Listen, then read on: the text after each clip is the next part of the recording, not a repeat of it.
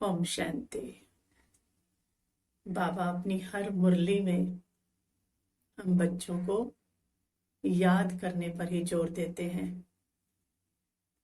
तो उसके पीछे बाबा का ऐसा क्या भाव है? क्योंकि बाबा जानते हैं कि याद करने से ही इनका बेड़ा पार होगा और सारे फायदे जो छुपे हैं वो सारे याद में ही छुपे हैं। तो आज बाबा ने याद के हमें बहुत सारे फायदे बताए हैं, जिसमें पहली शुरुआत बाबा ने कही है कि बच्चे पहले क्या करो, याद करने से पहले देह अभिमान का दरवाजा बंद करो तो सारे तूफान खत्म हो जाएंगे। तो देह अभिमान का दरवाजा, ये 5 तत्वों का जो शरीर है ये इस दुनिया से जुड़ा हुआ है। इन इंद्रियों के द्वारा हम बाहर की चीजें लेते रहते हैं, जिससे अंदर हलचल रहती है, क्योंकि बाहर की दुनिया में तो तूफान ही है। तो बाबा कहते हैं इन सब कर्मेंद्रियों को, इन देह अभिमान के दरवाजों को समेट लो और खुद को चेतन शक्ति अनुभव करो। तो आत्मा जब मालिक समझेंगे खुद को, इन कर्मेंद्रियों से न्यारे होकर खुद को चेतन शक्ति मालिक बनकर बैठेंगे, तो फिर वो मालिक इस देह को चलाएगी।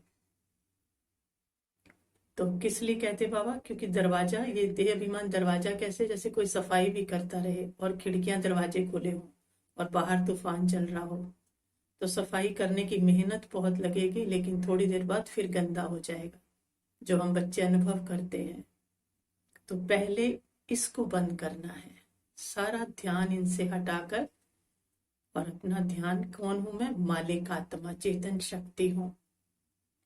तो जब आत्मिक स्थिति में आ गए तो आत्मा का स्वरूप तो सुख, शांति, पवित्रता, आनंद, प्रेम है। तो कर्मेंद्रियों में अपने आप हो जाएगा। तो दरवाजा बंद, तो हर अंग की सफाई होने लगेगी और वो सफाई टिकेगी। फिर बाबा ने कहा, बच्चे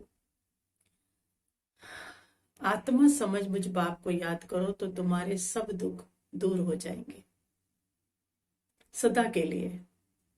तो आत्मा समझने से ही सब दुख दूर हो जाएंगे। जब हम खुद को आत्मा समझते हैं तो आत्मा एकदम हल्की, जैसे बोला ना 5 तत्वों से, ये 5 तत्वों के शरीर से ध्यान हटाकर जब हम आत्मा समझते हैं तो आत्मा एकदम हल्की, और हल्की आत्मा उड़ने लगती है। हल्कापन है ना उसमें, क्योंकि ये देह का भान भूल गया। हल्की आत्मा उड़ती है तो वो इस देह के आकर्षण से और धरती के आकर्षण से ऊपर हो जाती है। और सारे दुख कहाँ है? आत्मा जब आई थी तो दुखी नहीं थी ना, शरीर लिया, कर्म किया, तब तो यहाँ आके कर्मों का हिसाब बना। तो इन सब से हल्की होकर जब ऊपर उठ जाती है तो इस गुरुत्वाकर्षण से धरती के भी, देह के भी, 5 तत्वों के आकर्षण से ऊपर हो जाती है। तो ऊपर हो जाती है तो ऊपर कौन है? सुख का सागर है, तो उसकी तरफ खींचने लगती है। तो नीचे के दुख से दूर हो जाती है, आकर्षण से दूर हो जाती है और सुख सागर की तरफ बढ़ने लगती है। तो सुख उसके अंदर बढ़ने लगता है। तो आत्मा समझने से ही बाबा कहते मुझे याद करो तो तुम्हारे सब दुख दूर हो जाएंगे, क्योंकि सुख सागर से उसका कनेक्शन हो जाएगा। फिर बाबा कहते जब याद करोगे बाप को याद करोगे आत्मा समझकर, तो तुम्हारी दृष्टि वृत्ति बदल जाएगी, क्योंकि भाई भाई देखोगे। आत्मा भाई भाई देखने से दृष्टि और वृत्ति बदल जाएगी। क्योंकि अगर भाई भाई नहीं देखते तो कोई ना कोई रोल दिखाई देता है कि बेटा है, पति है, माँ है, बहन है, और रोल दिखाई देगा तो फिर कुछ उम्मीदें होंगी। अगर आत्मा समझेंगे तो हर आत्मा का अपना अकाउंट है, वो अपने पिछले कुछ कार्मिक अकाउंट लेकर आई है, उसका अपना कर्मों का हिसाब है, उसकी अपनी विल पावर है, वो इंडिविजुअल है, वो मेरे ऊपर डिपेंडेंट नहीं है। जो मैं चाहूं वो नहीं कर सकती है, क्योंकि उसकी अपनी पावर है।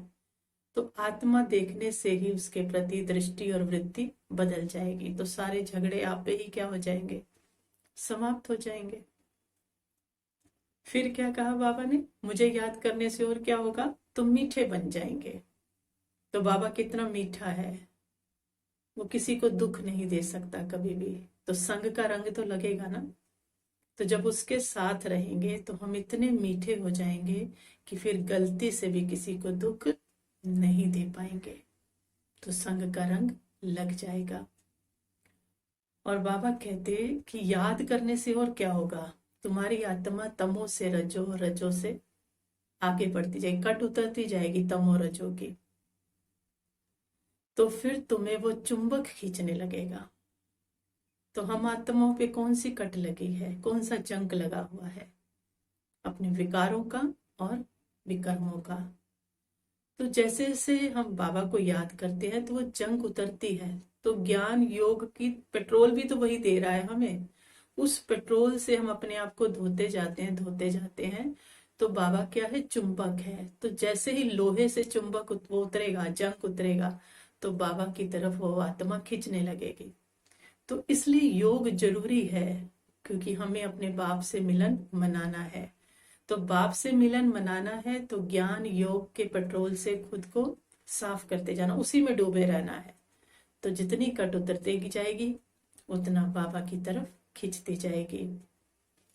फिर बाबा ने एक खास बात और बोली कि तुम जब रजो प्रधान तक पहुंच जाएंगे तो तुम्हारी कर्मेंद्रियां शीतल हो जाएंगी। तो चेक करना है खुद को।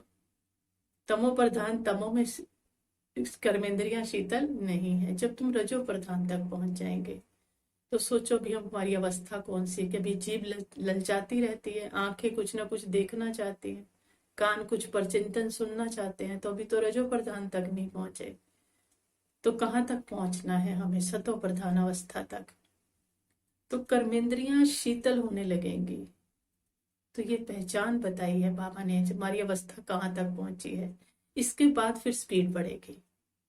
कर्मेंद्रियां शीतल होते ही फिर वो डिस्टर्ब नहीं करेंगी आत्मा को, और आत्मा की स्पीड बढ़नी शुरू। अभी तो ये कर्मेंद्रियां खींच लेती है ना, तो अगर हमारी रजो प्रधान अवस्था है तो कर्मेंद्रियां शीतल हो जाएंगी, और फिर बाबा की तरफ हमारा पुरुषार्थ, बार बार याद करने को दिल करेगा बाबा को, भूलेगी नहीं, याद दिल करेगा, फिर से बैठे, फिर से बैठे, उसको याद करें। क्योंकि कर्मेंद्रियां तंग नहीं कर रही, कर्मेंद्रियां तंग करती हैं तभी तो याद नहीं किया जाता। तो बाबा कहते हैं वो शीतल हो जाएगी। तो अपनी चेकिंग करनी है कि हम शीतलता तक पहुंचे हैं, और शीतलता तक पहुंच गए होंगे तो याद बढ़ने लगेगी, क्योंकि कट उतर गई होगी और चुंबक क्या होगा, खींचने लगेगा। नहीं खींच रहा है तो भी कट चढ़ी हुई है।